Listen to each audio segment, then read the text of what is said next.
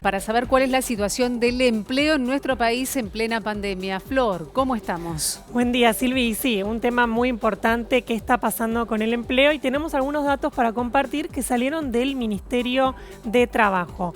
A nivel general, ¿qué podemos decir de tema empleo?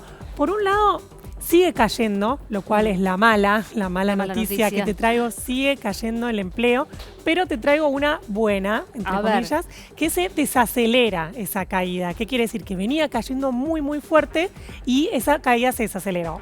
Para ver, tenemos entonces las cifras. Por ejemplo, en junio, estos son datos, como decía, el Ministerio de Trabajo, cayó 0,1%, que son casi 6.000 trabajadores menos, 5,6 mil trabajadores menos. Esto es junio contra el mes anterior. Bien. ¿No? Y si nos metemos adentro de este 0,1, vemos que va variando según qué sector de la economía. Y las áreas más afectadas seguramente tuvieron un impacto muchísimo mayor, ¿no, Flor? Claro, por ejemplo, trajimos dos ejemplos de uno que sigue muy mal, que es hoteles y restaurantes, y la caída es mayor, y uno que llama la atención, que crece, que es industria manufacturera, que no crecía hace muchos meses, 0,2%.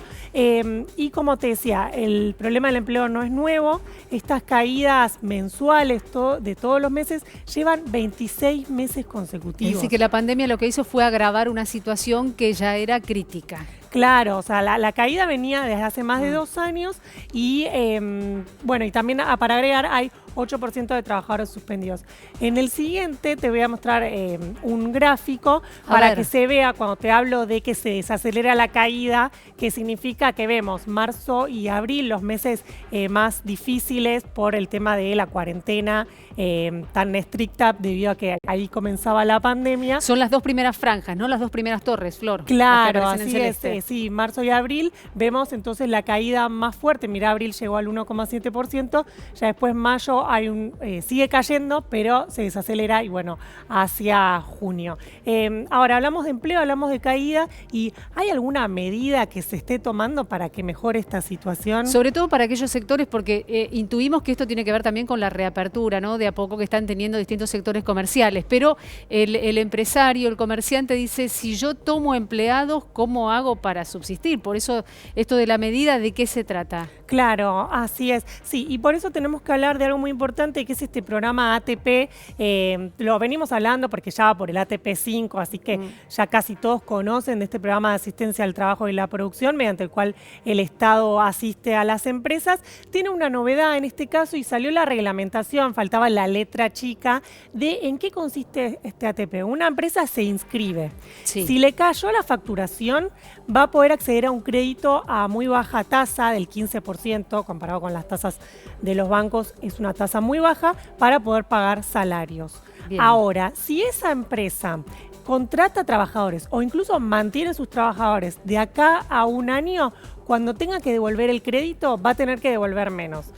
Es decir, que hay un incentivo para mantener el empleo y para crear empleo. Claro, eso es un incentivo, tal como decís, y sería como una especie de subsidio indirecto, aunque en la práctica es que cuando tenés que devolver el crédito, devolves menos. ¿Cómo se va a ir midiendo esto? Van pasando los trimestres y, porque si no uno dice, listo, se está por terminar el crédito, contrato 3. No. Claro. Van pasando los trimestres y ahí se va a ir viendo cuántos trabajadores, si la empresa mantuvo o si contrató. Para tener en cuenta, Flor, ¿ya se puede inscribir en este ATP 5?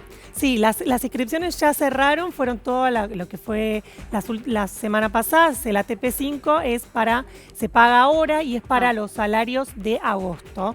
También, bueno, se paga ahora en algunos casos en los que la facturación cayó muy fuerte, en los que no cayó tanto la facturación, acceden a este tipo de créditos con estos incentivos que, como te decía, trimestralmente se va viendo cuántos trabajadores suman o mantienen, y eso te da una devolución de este préstamo que recibís y que tenés que pagar en 12 cuotas. Y muy importante también para mencionar, las pymes tienen mayor devolución. Las empresas más chicas, de entre 0 y 10 empleados, a medida que contratan trabajadores, tienen mayor devolución que, por ejemplo, una empresa de 600 empleados. Bueno, el motor, ¿no? El motor económico y del consumo cotidiano. Claro, así es, sí. El gobierno considera que las pymes son el motor de la economía, así que, bueno, por eso el incentivo es mayor en esos casos. Flor,